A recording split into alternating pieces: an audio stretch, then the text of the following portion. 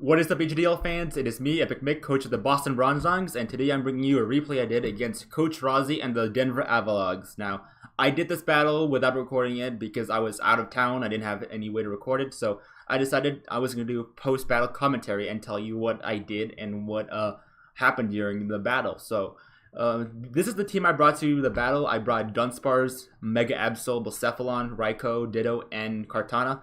The reasons I brought these, there's different reasons why I brought each Pokemon, but for simple reasons, I brought Mega Absol for a Magic Bounce, of course. I brought Dunsparce since he's my only Rock Setters this week, but luckily I am trading Dunsparce away, sadly, for Sandslash, which is a better Rock Setter, and I believe he can learn Rapid Spin, correct me if I'm wrong.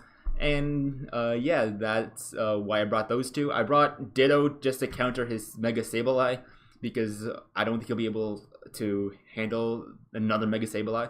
I brought Raikou because he's a fast electric type, and if I can get rid of his Bronzong real fast, that'll be a real asset to me.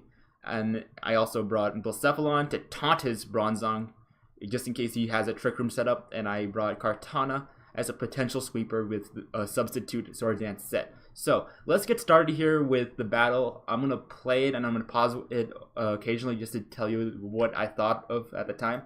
So here we go. I start off with Blacephalon and he starts with Sableye. Now I started off with Blacephalon because I had a gut feeling he was going to start off with Bronzong and try to set Trick Room. So that's why I decided to start up with Blacephalon.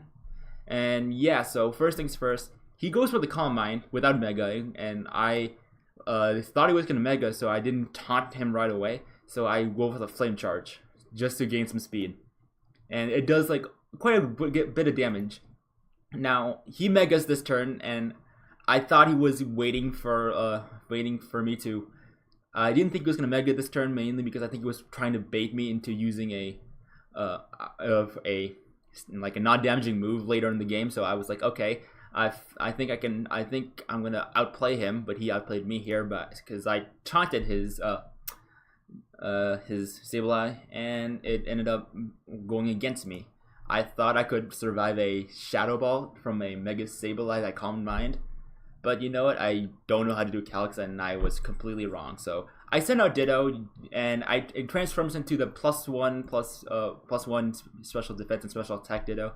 And I'm choiced, so that means I'm faster than this Sableye.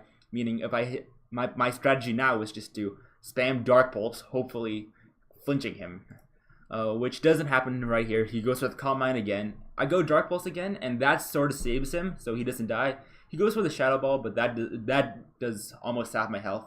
He brings out Hippowdon, so I'm choiced to Dark Pulse, so I decided I might as well just stay in and try to do as much damage to every Pokemon he potentially brings out. So I hit Dark Pulse again, and that takes out over half his health, but not by much.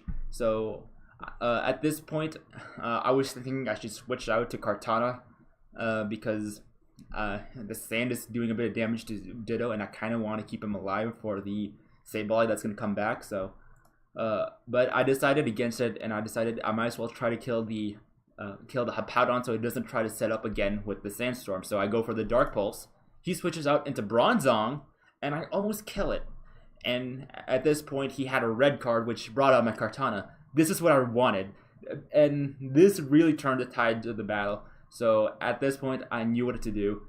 Get rid of his Bronzong before he could set up Trick Room. So I use Sacred Sword, but he switches out to Avalugg. But I get a crit, and it does a bit more than damage. There's 51% damage, and after that, I feel like I didn't know what to do. So I knew the Sacred Sword would kill, but I have a feeling he was going to switch out. So what I decided to do was I went for the substitute, and I knew he switched out. And it's a good thing. I was planning on using Sacred Sword again, but I'm glad I didn't, and I used sub instead. And here here I do a Sword Dance, and I was like, okay, Sableye is no longer a problem. But then I realized because of Sandstorm, but then Sandstorm faded away. But which actually was a good thing because of what happens next. I go for Leaf Blade, I kill it, and I get the Beast Boost. And if the Sandstorm taken out the Sableye, I would have not gotten Beast Boost. So I'm glad I got the Beast Boost. Here, I just go for Leaf Blade. I get the crit, killing the Nidoqueen, and after that, well, why don't you watch? Yes, my Kartana put in a lot of work. Definitely my MVP of week 1, and scoring the most kills this week. Like, I don't even have to finish the battle. Like, it's pretty obvious what went down. So yeah, I want to say GG to Rozzy. You were an amazing battler. Just unfortunate that red card took in my Kartana. That was very unfortunate. That was a great battle. And yeah, it was really fun prepping for Rozzy. I was predicting he was gonna bring Gyarados or Infernape, and if he brought Infernape, that would have been the end of my Kartana. My Kartana would not survive his Infernape. And yeah, I realized my team has a lot of like really powerful people, but they're very like weak defensively. So I am gonna probably use some free agent switches to get some more bulk defensive Pokemon, which is what I need in my team. So yeah. Anyway, that was my battle. My next match is against PokeRangerMike in the Lake Champlain Lapras. So Mike, I wish you luck. And yeah, and Rozzy, good luck for your next fight too. I don't know who you're fighting. So yeah, thank you so much for watching, and I will see you in the next battle, which hopefully will be a live commentary instead of post commentary. Anyway, see you soon.